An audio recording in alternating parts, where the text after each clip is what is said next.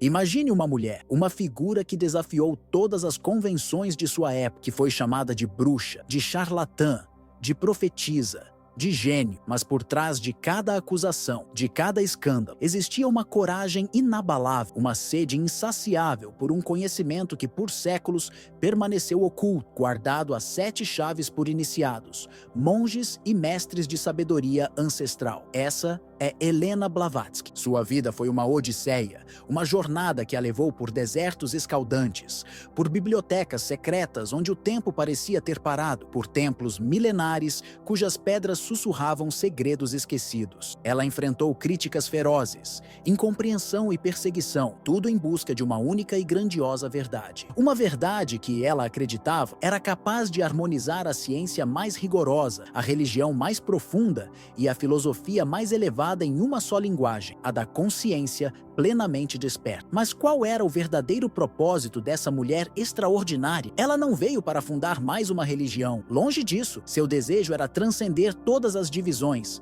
derrubar os muros que separavam o conhecimento e construir em seu lugar uma ponte colossal, uma ponte que uniria o Oriente e o Ocidente, a razão e o misticismo, o que somos em nossa essência mais profunda e o que, por algum motivo, esquecemos de nossa própria natureza divina. Nos próximos minutos, prepare-se para mergulhar na vida, nos mistérios, nos ensinamentos e nos segredos de uma das personalidades mais enigmáticas e, sem dúvida, mais influentes de todo o esoterismo moderno. Mas atenção, este não é um simples relato. Este conhecimento, se você permitir, tem o poder de transformar sua visão de mundo para sempre. Você está pronto para essa jornada? Nascida em 1831, no coração de uma aristocracia russa que primava pela rigidez e pelo conservadorismo, Helena Petrovna Blavatsky era, desde seus primeiros suspiros, uma alma que parecia não pertencer àquele mundo de aparências e regras. Você já se sentiu assim? Como se houvesse algo mais, algo que o mundo ao seu redor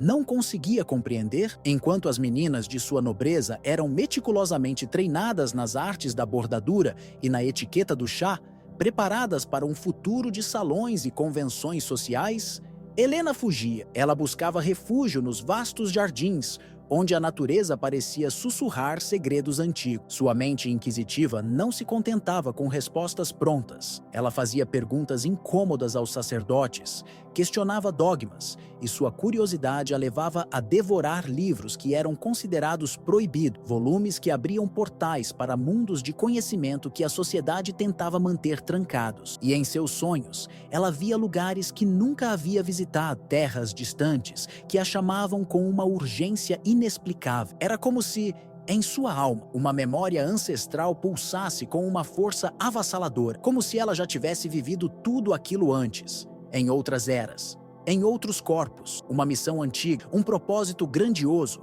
parecia pulsar em seu peito desde o momento de seu nascimento. Ela cresceu, e com ela, cresceu também sua natureza rebelde, sua coragem indomável e uma incompreensão generalizada por parte daqueles que a cercavam. Aos 17 anos, em um ato que parecia desafiar o próprio destino, casou-se. Mas o matrimônio, longe de ser um porto seguro, tornou-se uma prisão para seu espírito livre. Rapidamente, ela abandonou o marido e, em um gesto de audácia impensável para uma mulher daquela época, partiu sozinha pelo mundo. Pense por um instante no que isso significava no século XIX. Uma mulher, sem a proteção de um homem, sem os laços sociais que a definiam, lançando-se ao desconhecido. O que a impulsionava? Helena não estava em busca de fama efêmera, nem de aventuras vazias. Sua verdadeira e profunda busca era por mestres. Não mestres acadêmicos, mas mestres de sabedoria, aqueles que guardavam as chaves para os mistérios da existência. E ela os encontrou. Sua jornada a levou a terras exóticas e sagradas, ao Egito, berço de civilizações antigas e de conhecimentos esotéricos, à Índia, terra de yogis e de filosofias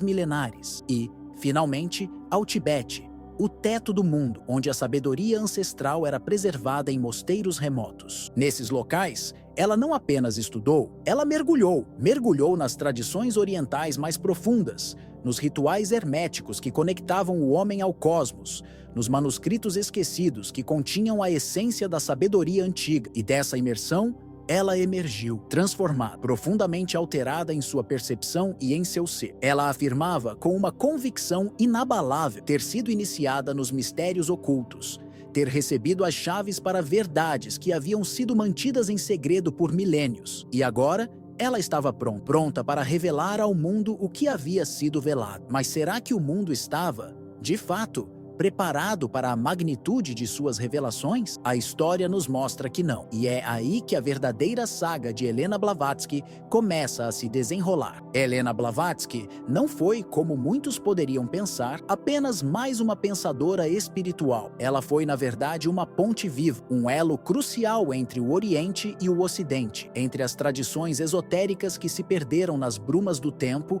e a linguagem, muitas vezes árida, do mundo moderno. Mas o que poucos realmente compreende é que os princípios mais revolucionários de sua filosofia não surgiram do nada. Eles são, na verdade, ecos profundos e diretos das leis herméticas, aquelas reveladas pelo lendário Hermes Trismegisto há milênios. Quando nos aprofundamos no estudo de Blavatsky, percebemos algo fascinante. A teosofia não é um sistema completamente novo, uma invenção de sua mente brilhante. Não, ela é uma recodificação, uma releitura da sabedoria hermética, adaptada e apresentada para uma nova era, para mentes que talvez estivessem prontas para recebê-la. Vamos então desvendar alguns desses princípios fundamentais e explorar suas intrínsecas e profundas ligações com os fundamentos eternos do hermetismo. Prepare-se para ter sua percepção da realidade expandida. Primeiro, a ideia da unidade de toda a existência. Pense nisso, tudo no universo está interconectado. A separação é uma ilusão da percepção limitada. Essa afirmação, tão simples e ao mesmo tempo tão profunda,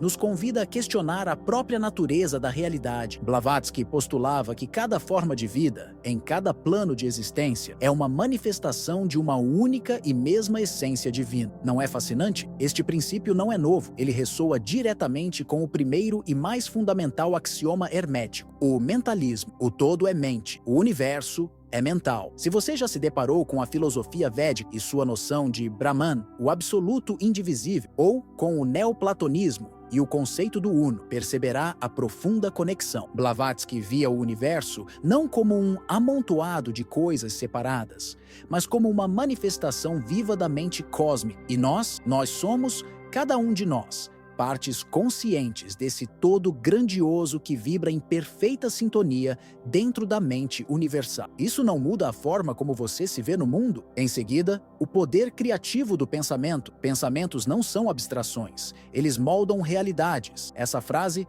proferida por Blavatsky, é um convite à responsabilidade. Ela ensinava que o pensamento humano não é algo passivo, etéreo, que se perde no ar. Pelo contrário, é uma força ativa, uma energia potente, capaz de projetar-se nos planos invisíveis e, de forma direta e inegável, influenciar tanto o mundo físico quanto o sutil. Você já parou para pensar no poder que reside em sua própria mente? Essa ideia reflete, de forma profunda, dois princípios herméticos essenciais. Novamente, o mentalismo, pois tudo o que experimentamos emana, em última instância, da mente, e, crucialmente, o princípio da correspondência, como acima, assim abaixo, como dentro, assim fora. O que isso significa para você? Implica que as leis que governam sua mente interna, seus pensamentos mais íntimos, são as mesmas que governam o vasto universo externo, e vice-versa. Essa conexão, essa dança entre o micro e o macrocosmo, também é um pilar das filosofias budistas, que nos ensinam que tudo o que somos é, em essência, o resultado do que pensamos. E no pensamento gnóstico, a mente era vista como o poder criador primordial da alma desperta. Blavatsky, ao unificar esses conceitos aparentemente díspares,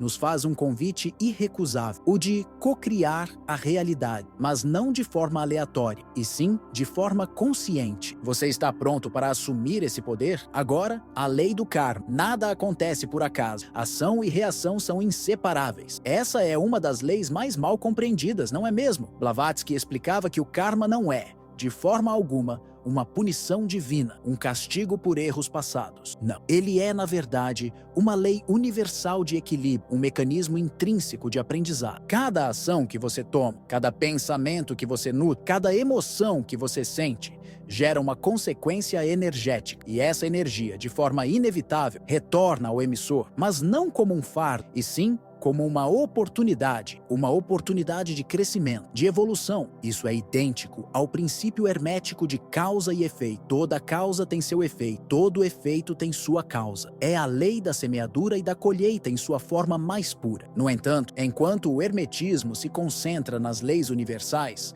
Blavatsky direciona o foco para o aperfeiçoamento do ser humano. Ela via o karma como o grande guia, o mecanismo que conduz a alma através de sucessivas encarnações, de vidas e experiências, até que o indivíduo, finalmente, desperte para sua verdadeira natureza divina. Essa é também a essência do Dharma hindu, o caminho da retidão, e do conceito egípcio de Ma'at, o equilíbrio cósmico. Blavatsky, com sua clareza, nos demonstra que agir com consciência, com intenção, é o mesmo que alinhar-se com o fluxo harmonioso e inteligente do universo. Você já pensou em como suas ações diárias contribuem para esse fluxo? Em seguida, a natureza multidimensional do ser humano. Você não é apenas um corpo, você é uma consciência, operando em múltiplos planos. Essa afirmação nos convida a ir além da percepção limitada que temos de nós mesmos. Blavatsky descrevia o ser humano não como uma entidade única e indivisível, mas como uma composição complexa de vários corpos. Pense neles como camadas de existência: o corpo físico, que você pode tocar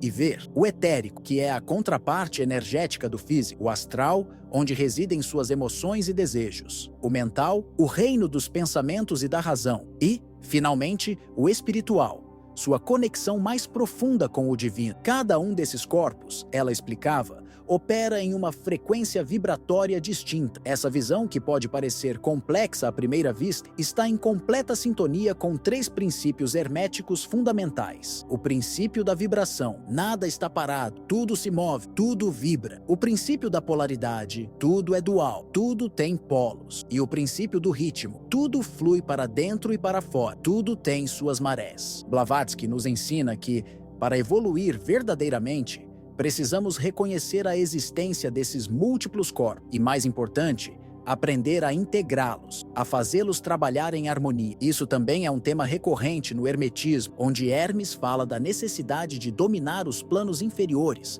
para alcançar os superiores. Aqui, o caminho espiritual não é uma jornada linear, mas um processo contínuo de transmutação vibracional. Você já sentiu a presença dessas outras camadas em seu próprio ser? Por fim, o caminho da autodescoberta. A verdade não está nos dogmas. Ela vive dentro de você. Essa foi uma das afirmações mais radicais de Blavatsky e talvez a mais libertadora. Ela defendia com veemência que o único progresso espiritual verdadeiro, o único que realmente importa, provém do autoconhecimento profundo. Não há atalhos. Não há gurus externos que possam fazer o trabalho por você. Ela acreditava que a verdadeira iniciação é, e sempre será, interior. Cada ser humano, sem exceção, carrega em si o mapa do cosmos, um universo inteiro de sabedoria, esperando para ser desvendado. Este é o reflexo hermético do princípio do gênero. Mas não pense apenas em polaridade sexual. Pense na união das forças geradoras, o ativo e o receptivo, o racional e o intuitivo, o solar e o lunar. O gênero, ela explicava, está em tudo. Tudo possui seus princípios masculino e feminino. E é essa união, essa alquimia interna,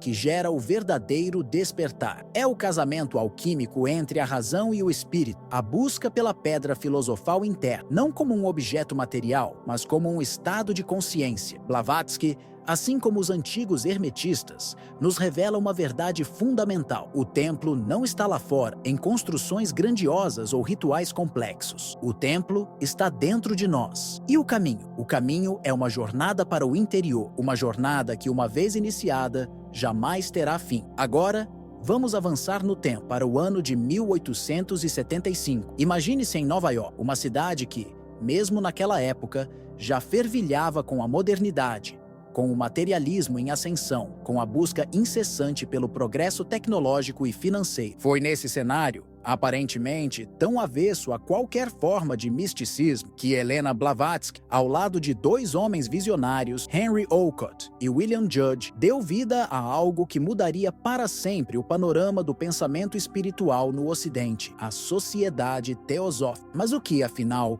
era essa tal de teosofia? Era uma religião? Não, não no sentido convencional, com dogmas rígidos e rituais predefinidos. Era uma ciência? Não, não nos moldes acadêmicos da época, com seus laboratórios e experimentos controlados. Era uma filosofia? Sim, mas não uma filosofia restrita aos círculos intelectuais, debatida em Torres de Marfim. A teosofia era tudo isso, e ao mesmo tempo, algo que transcendia todas essas definições. Era um chamado para o despertar de uma sabedoria universal, que, embora tivesse sido fragmentada, dispersa e até mesmo suprimida ao longo dos séculos, permanecia viva, pulsando no cerne das tradições ancestrais de todos os povos. Ela falava de reencarnação, de karma, de leis cósmicas que regem o universo, da evolução incessante da alma e, crucialmente, do poder oculto do pensamento humano. Blavatsky não desejava que as pessoas simplesmente acreditassem nela, que a seguissem cegamente. Não, ela ansiava por algo muito maior. Ela queria que as pessoas despertassem. Sua máxima, que se tornou um farol para gerações de buscadores,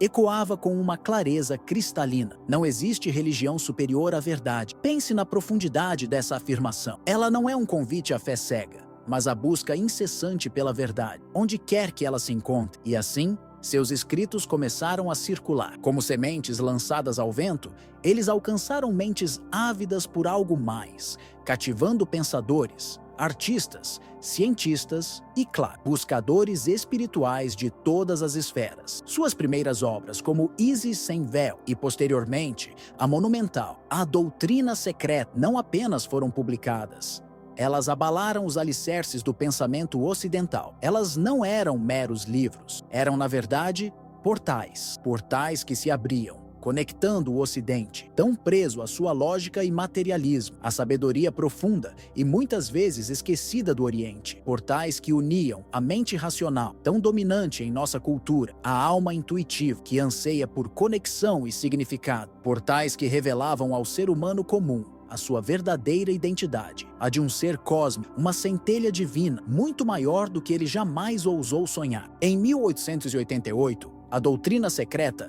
veio à luz, e muitos a consideram, com razão, sua obra-prima. Mas, novamente, este não era apenas um livro, era um mapa espiritual, um compêndio vasto e intrincado de símbolos, mitos e verdades esquecidas, pacientemente compiladas de fontes tão diversas quanto os antigos egípcios, os monges tibetanos, os sábios védicos, os textos herméticos e as tradições cabalísticas. Blavatsky não se limitava a descrever a origem do universo como um mero evento físico, um Big Bang material. Não, ela falava da manifestação de uma consciência primordial, de uma inteligência cósmica que deu origem a tudo o que existe. Ela apresentava uma visão revolucionária do ser humano, não como um mero corpo físico, mas como um ser multidimensional, composto por camadas espirituais que coexistem e interagem com a matéria. E o mais fascinante é como tudo isso era costurado com uma maestria impressionante pelos fios do hermetismo. Os 7 princípios de Hermes Trismegisto, aqueles que exploramos anteriormente,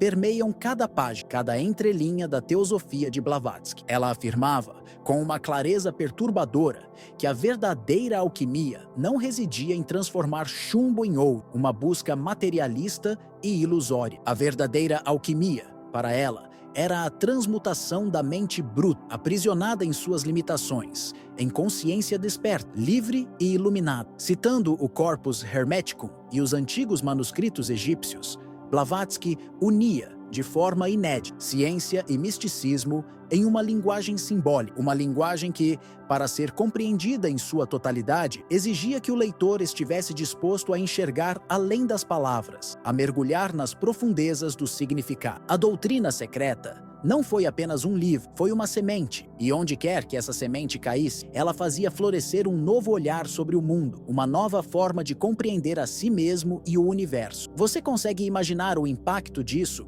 em uma sociedade que estava apenas começando a se abrir para para novas ideias? Helena Blavatsky nunca foi uma figura que buscou os holofotes. Ela nunca estampou capas de jornais como uma celebridade da época, nem ocupou cargos de poder em governos ou instituições. No entanto, suas ideias como um rio subterrâneo penetraram silenciosamente nas entranhas da cultura ocidental, transformando-a de maneiras que poucos reconhecem. Foi graças a ela que termos como karma, reencarnação, chakras e aura, antes considerados exóticos ou meramente folclóricos, deixaram de ser estranhos ao ouvido ocidental. Eles se infiltraram no vocabulário espiritual e cultural, tornando-se parte de um novo diálogo sobre a existência. Você já parou para pensar de onde vieram essas palavras que hoje parecem tão comuns em discussões sobre espiritualidade? Mas o impacto de Blavatsky foi muito além do vocabulário. Artistas visionários como Kandinsky e Mondrian buscaram inspiração direta em seus escritos. Eles não apenas leram, eles absorveram a essência de suas ideias para romper com as formas tradicionais de arte, dando origem a um movimento revolucionário, o abstracionismo espiritual. Imagine a ousadia de traduzir conceitos metafísicos em cores e formas. Poetas como W.B. Yeats mergulharam profundamente em suas doutrinas,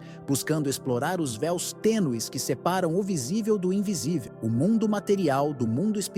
Compositores, como Scriabin, tentaram a proeza de traduzir suas visões cósmicas em som, criando sinfonias que buscavam evocar a grandiosidade do universo. E, de forma ainda mais surpreendente, até mesmo o movimento de independência da Índia foi tocado por sua influência, através de sua dedicada seguidora Annie Besant, que se tornou uma figura proeminente na luta pela liberdade indiana. Blavatsky, com sua vida e obra, plantou a semente de uma revolução silenciosa, uma reintegração da sabedoria antiga ao mundo moderno. Sua missão primordial, o cerne de tudo o que ela fez, era relembrar ao ser humano uma verdade fundamental, muitas vezes esquecida, que ele não é meramente um corpo que possui uma alma, mas sim uma alma imortal que está vivendo, temporariamente, em um corpo físico. Uma perspectiva que inverte completamente a forma como a maioria de nós se percebe.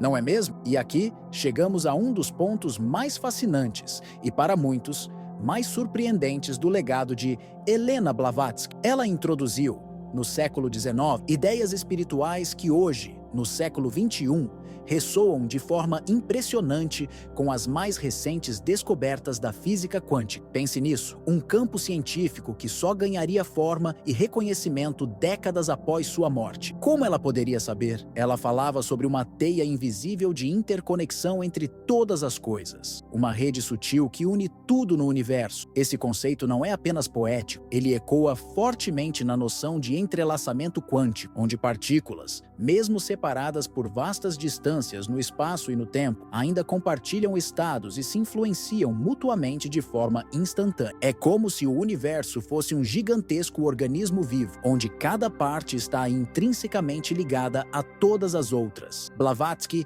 também enfatizava que o universo é guiado de dentro para fora, uma visão que se alinha de maneira notável com o modelo de realidade participativa, defendido por físicos renomados como John Wheeler. Nesse modelo, a própria consciência do observador influencia diretamente o resultado dos experimentos. Isso não te faz questionar a natureza da realidade? Esse princípio se conecta diretamente ao famoso experimento da dupla fenda, que demonstra, de forma irrefutável, como o ato de observar altera o comportamento da luz, transformando partículas em ondas e vice-versa. Além disso, sua profunda compreensão de que cada pensamento e cada ação que emitimos gera ondas de energia no cosmos antecipa conceitos complexos como o campo unificado e a não localidade, explorados por físicos quânticos como David Bohm. É como se Blavatsky tivesse tido acesso a uma biblioteca cósmica, de onde extraiu conhecimentos que a ciência só viria a confirmar muito tempo depois. Em resumo, Helena Blavatsky ofereceu ao mundo uma visão do universo não como uma máquina inerte, mas como um organismo vivo, pulsante e consciente. Uma ideia espiritual que, hoje, encontra um eco surpreendente nas mais avançadas teorias da ciência contemporânea. Isso não é apenas uma coincidência. Isso sugere, de forma poderosa, que a sabedoria antiga, aquela que foi transmitida por tradições milenares, e o conhecimento moderno forjado nas fornalhas da pesquisa científica, talvez estejam finalmente se reencontrando. E se isso for verdade, o que mais estamos prestes a descobrir sobre nós mesmos e sobre o universo? Helena Blavatsky deixou este mundo em 1891, mas suas palavras, seus ensinamentos e seu legado permanecem acesos, mais relevantes do que nunca. Ela foi acusada, ridicularizada, difamado, mas jamais, em momento algum, silenciado. Sua voz, mesmo após sua partida física, continua a ecoar através dos tempos, inspirando milhões de pessoas a questionar, a buscar e a despertar. Mas por que tanta controvérsia? Por que uma figura que buscava unir ciência e espiritualidade gerou tanta oposição? Se você busca compreender as razões profundas pelas quais a ciência e a espiritualidade foram artificialmente separadas ao longo da história, e mais importante, quem se beneficia dessa divisão, convido você a aprofundar essa discussão.